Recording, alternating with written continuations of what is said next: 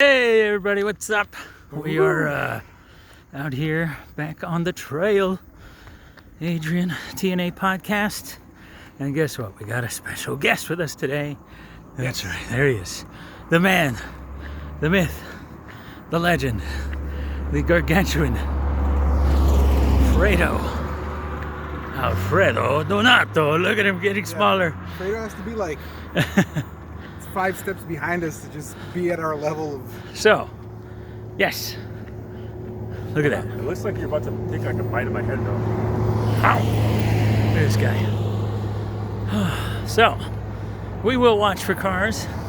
We will watch for people that are actually good at exercising. We will watch for all these things. And hopefully the audio will be okay. We're not mic'd up today because there's 3 of us. And We haven't figured it out yet. No. We'll figure it out. That's what his job is. That's technology that we don't have. Boom mic. Yeah, that's cute, man. Alfredo is a filmmaker. He used to be, or he is a filmmaker. He's got a degree in filmmaking. He's got a degree in filmmaking. So he put us in his movie. When he saw us do stand-up, he saw that needed some funny guys for his film. And what is that called? The Sting. The Sting. We were in that. I played a cop, and I played a John. Adrian played a John.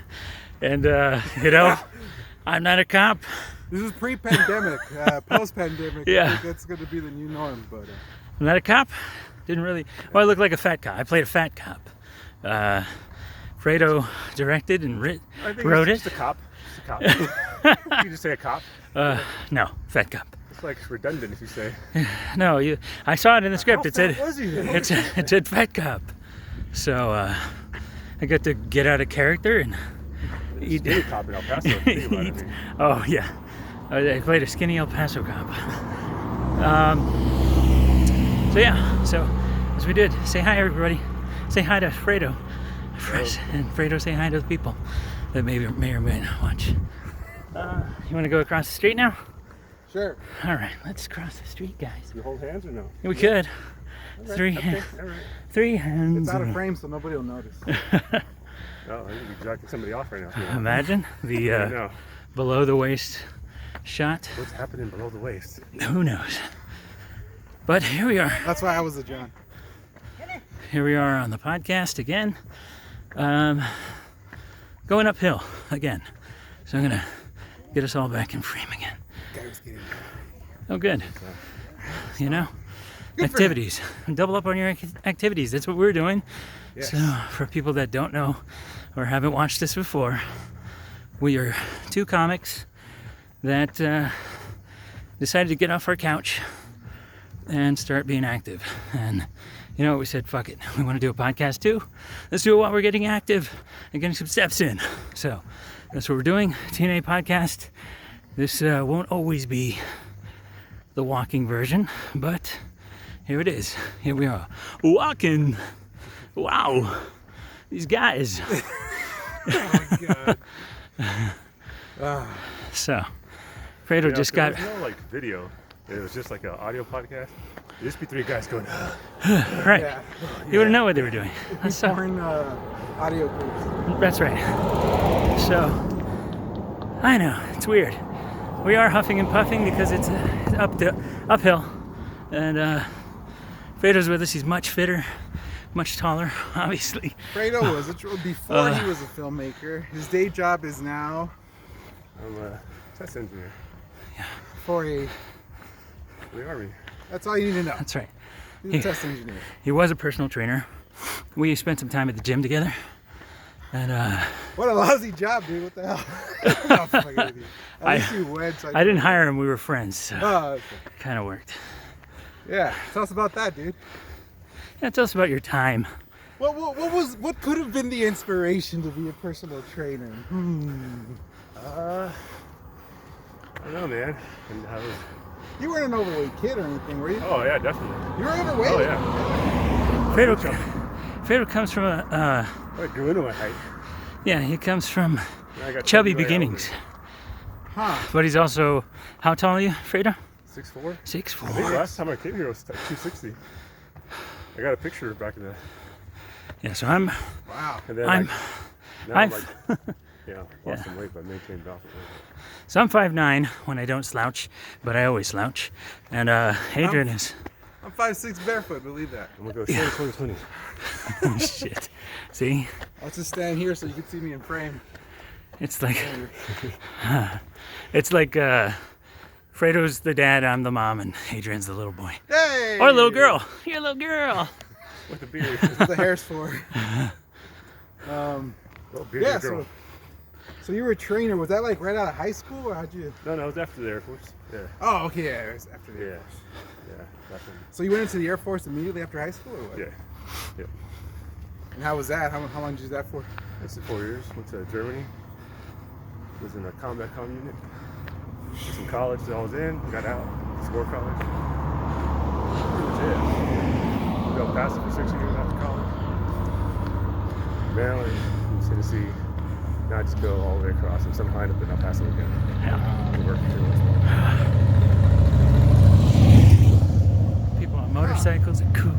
You were in Germany. Isn't that like what everybody says is like the best place to get stationed at in Europe? Because you could like take Oh, a yeah. train everywhere. And... Yeah, Germany's probably like.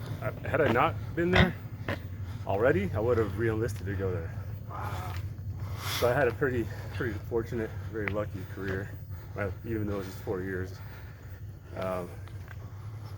Yeah, but I wanted to go to school, and Did you fit in with all those 6'4" Germans and shit, or were you like, aside from the short hair, yeah, what is up with the brown? yeah. And did you pound down with the German beers and shit, or Oh, is that definitely. where you got your That's how I got my left hand. conditioned liver? That's where I got my left hand all veiny. Ooh, Veiny like a penis. he's veiny. Oh man. Just the one hand.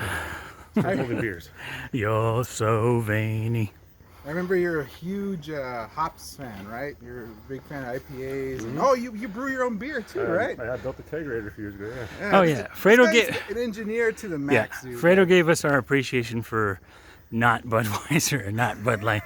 It's the official beer of El Paso, obviously. Yeah. But lie. He's a brewer. Definitely did some brewing. We've done little shorts of him brewing, and it's always turned out great. I think the first beer I ever had of yours was a Scotch ale, which I'd never had before, you did like and that, I was didn't like, it was tasty. I woke up the next morning, there's bottles all around you. I didn't There even were. say you can have them. You just drank them. Oh, I'm a. saving those. What's the opposite of a very giving person? Very taking person. Yeah, that's me. I'm a very taking person. Lucky to have So a what's friend. been like your like me. favorite like Alfredo brew that you've done so far? So like a long time ago when that one show Spartacus was popular, I was living in El Paso. Yeah. There was a show called Spartacus on like. You guys in frame? What was You it? can take it. What show was that? Anyway, it was one of those. No, Yeah, one of those- close to. I think it was Stars. so you get the audio. Oh, okay. Yeah, I think it was Stars. They show boobs. So it was one of the period pieces when they show boobs. I think it was Stars. It's called Spartacus. They used to always say "Great Jupiter's grip," like to describe something. So you had to make So your. So I made a beer that was basically a 9% stout. It was a Alright. double chocolate stout that I added like additional grain to boost the sugar content. Uh-huh. And I named it Jupiter's Grip. So then at work, people would be like, "You want a little Jupiter's Grip?" And I'd like bring some to work, and I might still have a bottle around my house somewhere. It's like 10 years old. Yeah. So are you gonna get like copyrights to that stupid train song, the Drops of Jupiter, and you're gonna blow up online? And... Hey. I don't want to do this. Yeah, we'll shit. have Tony cover Please it. don't. It's a cover. You can do it, right? I can do it. Yeah, the girls like it. You Remember can't that- see if it's a cover, right? Remember that So- Tim McGraw song? Here, you can be on the Spanish. left. Did you measure the alcohol content? Yeah. What was it again? You probably It was measured like 9%. 9%. And yeah, the way 9%. you do it is you measure how much sugar's in it to begin with. You have like a little floater called a hydrometer. Uh-huh. And then after it ferments, the alcohol has got the same density as water. So that floater that's full of different wax rings will not float as high. You'll have a different number. And then you can do some algebra if you want, or you can just use like a online calculator or app. And that's how you figure out the or the alcohol content. It's basically how much sugar. It's fucking scientific, man. Yeah. When I see him doing it, it's a always real- like a Breaking Bad situation. We're like, this is fucking so involved, and you have to be so sanitized to do it right. Otherwise, it turns out like crap, right? You can get an you can get an infection like you can anything else. And you know, for the new brewers out there, if you ever want to see what an infection looks like, you go online and you'll see pictures that basically look like spider webbing and mold on the top of your beer. So if you have like an off taste, that's not an infection. You just probably like, you know, attenuation was off or something, or you might have had some leftover hops and gave, like, you know, in the fermentation and kind of gave it like a grassy taste. That's not bad. That's not infection. Infection's if it looks like, you know, Spider-Man just jizzed all over the top of it, pretty much. So. It's you're pretty much like you're like the god to this like microbiome, right? That's going Yeah, on. pretty much. I'm their king. Yeah. It's a god complex. Yeah, All right, just, cool. just like that He South creates. Park episode. Fredo, I've seen him. Fredo's a creator. Definitely one of these guys that we love it when people have an idea and it's not just an idea, they end up doing it, and that's the kind of guy that Fredo That is. is Fredo, yes. So being with people like that definitely inspire you to do more. I mean, like, so us, we're doing this podcast. You gotta Little go. Blade, You gotta fucking do it, right? So this guy's like, I want to make a short film. He fucking goes out and makes a short film. Hey, I want to do skits. We go out and do some skits. We have skits. We have short films that we've done together. So we'll see, man. We could do some more. The beer, amazing. The movies, hilarious. What else? But, like, Fredo's a veteran. Oh yeah. They're doing a lot of cooking lately too. And that's right, amazing yeah. cook. I mean, grill master for sure. Yeah. They gotta ground follow sourdough, a bunch of stuff. Yeah. His social media just makes you salivate, man. Yeah. Jesus. Always cooking for the And he fam. hunts. Yeah. Oh yeah, bow hunting, right? Yep. I bow hunt. You done shooting too? I do, but like in the last 2 years, I've used 2 bullets. Ooh. So most of my deer in the last couple of years have been my bow, so which is good. You know? See, becoming a So what is the Just manly. appeal to using the bow? Is it because if you miss, it's quieter, so you don't run the game out, or You know, without trying to sound like a complete we're complete novices? yeah, so that's without why trying I'm to sound asking. like a complete asshole. Like some people are like they do it for the challenge or whatever. That's not the primary reason. The way that the hunting seasons are laid out, bow season comes first, and then followed by a less primitive or more, I guess, the least primitive weapon goes first, followed by the next least primitive, which would be like a muzzle, like a single. Whoa! And then at the end of season, There's like a gentleman's code amongst hunters. there is, and there's like seasons. So like at the tail end of hunting season, it's all rifle. It's all guns. And then by then, like over half the deer that you harvested that year probably come from that alone. The bow allows you to hunt instead of like only 30 days of the season, you get to hunt like 100 days because your bow hunters go first. So you can bow hunt the whole season, but you have access to. It's hotter. A lot of people don't want to do it. You know, you're sweating. You're in the south. There's mosquitoes everywhere. You gotta like, you know, you're dripping sweat. You know, like your scent's all over the place.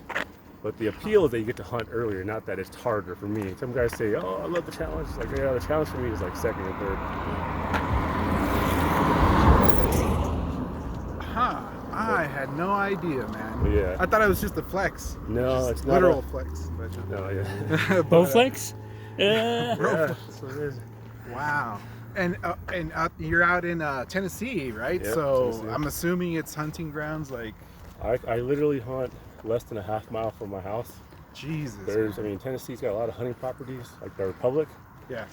So I hunt literally like, I don't know, not even half a mile. It's within the town limits. It's like in the middle of the town, not like outskirts. So you've hunted here in Texas, right? No, I didn't get a chance to hunt in Texas. Oh. Yeah. So, like from your hunting experience now, is Tennessee a really good place to hunt, or is Texas? So Texas is weird because Texas is a lot of their public land got sold off a long time ago. They Those sold it off. bushes. I'm just kidding. Big ranches, and there is some land that looks like public land, but really it's leased land. They lease out to the state government. Anyway, Texas is really harder for non-residents. But anyway, the big difference in like Western hunting, where now we're out here in, you know, big desert, big mountains and everything. It's different, you know, you're not hunting out of a tree stand, and the game animals are mule deer, which are bigger deer than what we have out in Tennessee. Different species too. Gotcha. Yeah, so it's more physically taxing to hunt, like, you know, Western states, to include Texas.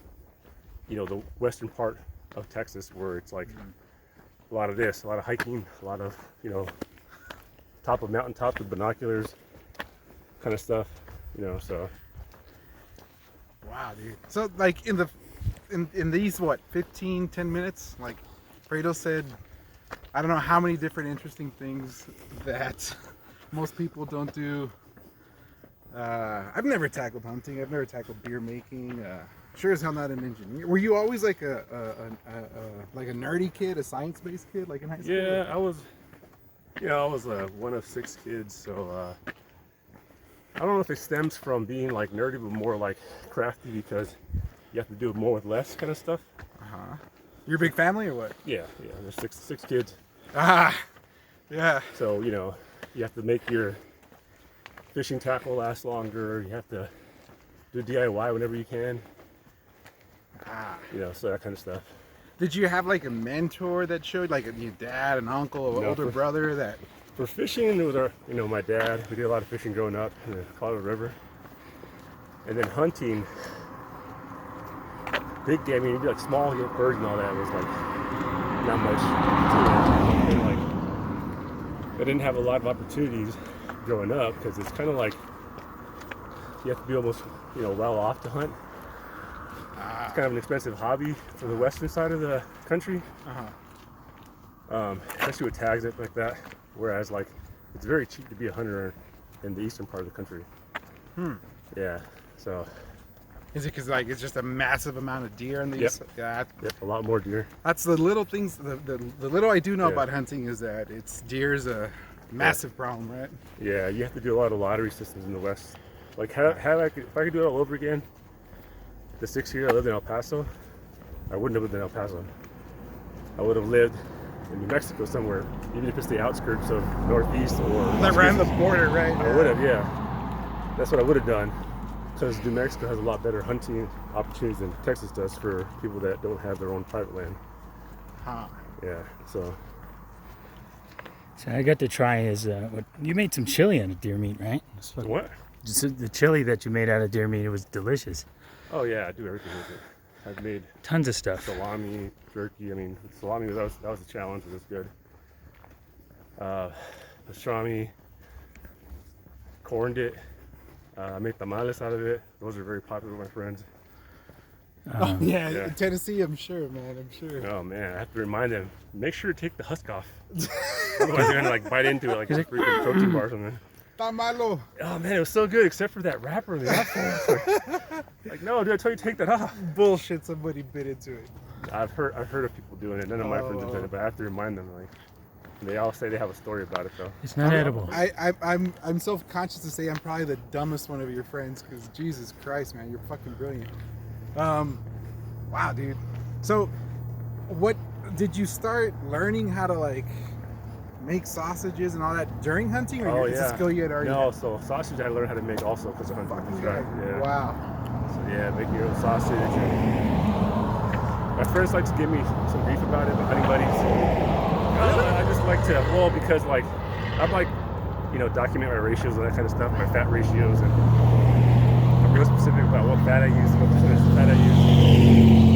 And they're like, just put it together and, you know, pray for the best. And I'm like, nah, man. I like to joke about the whole not to believe that. I only believe in science. So it's like, yeah. The science of 'Cause cooking your you spend deer. so much time and like energy, like Yeah. you might as well fucking do it right. Yeah, that's pretty much it. That's how I feel about it. Yeah, you gotta.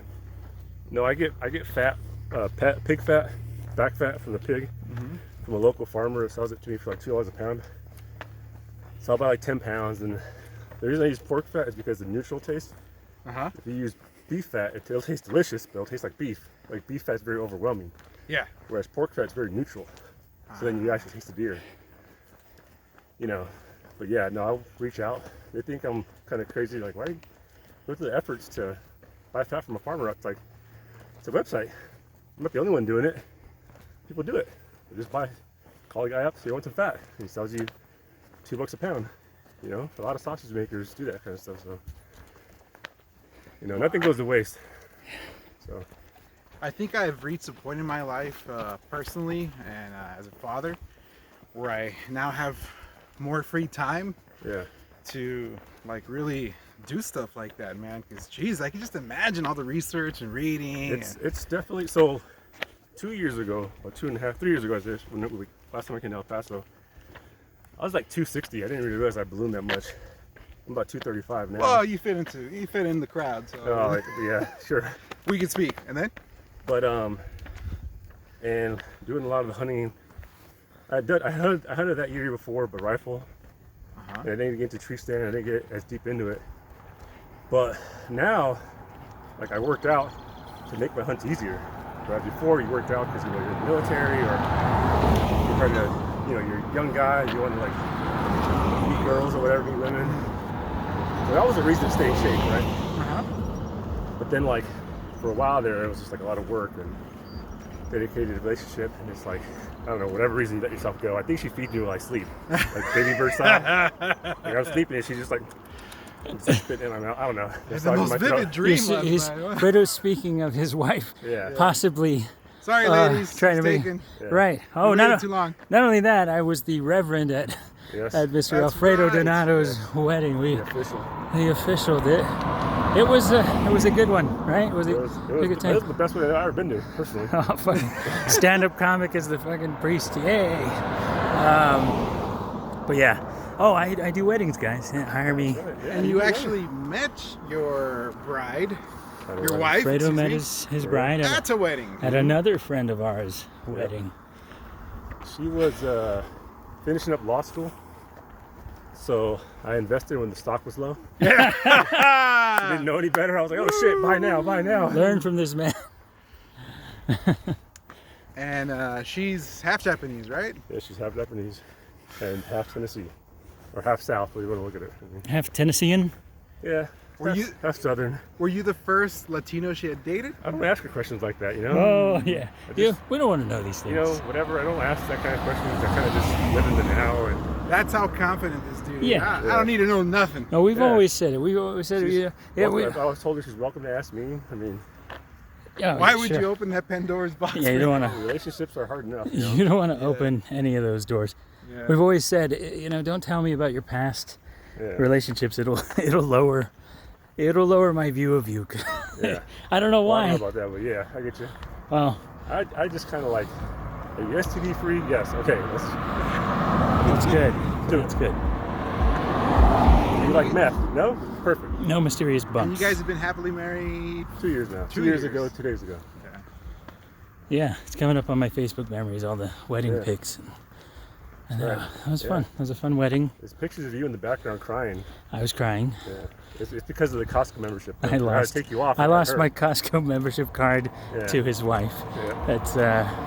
That's fine. I'm over it. I'm over it. There she is. But no, I brought it up during the wedding and got the best laugh. For sure. That's when I knew. That's a little bit hurtful because you weren't joking. No, that's what everybody was laughing. I was like, you guys, this is a serious story. I saw the bottom quiver a little bit. I'm my heartbroken story, right? You know, see some good constant hikers out here that we always see. We gotta get him one of these days because not like beat him up, but like I'm at 10,000 steps already. Yeah, he's that meticulous on details where we haven't even done that. I can only afford 900 more steps, guys. You gotta carry me down. Yeah, Fredo's wanted to burn fat, so okay, we'll do it. Yeah. Shit. So yeah, sorry, ladies. He's taken, happily married.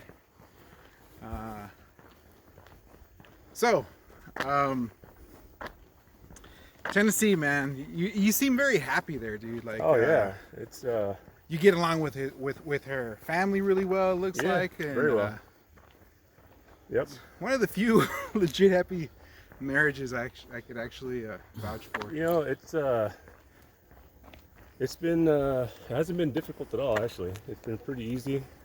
It helps that we see eye to eye in a lot of things, and because her family has so much trust in her, she's like a really brainy, doesn't make bad decisions type of woman.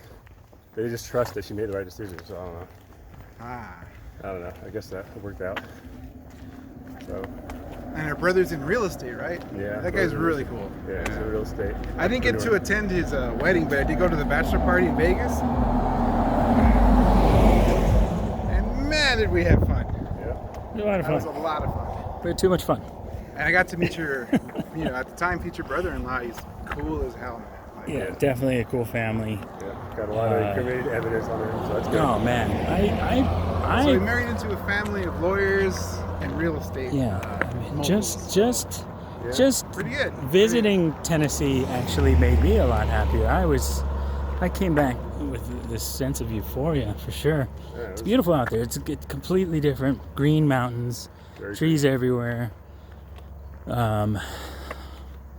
Were are there- pretty hospitable and everything. Oh too. yeah, people are nice. Yeah, It's people are real beautiful. nice. I didn't know how artsy Chattanooga was. It's Yeah, really it's very progressive. kind of a cool college town.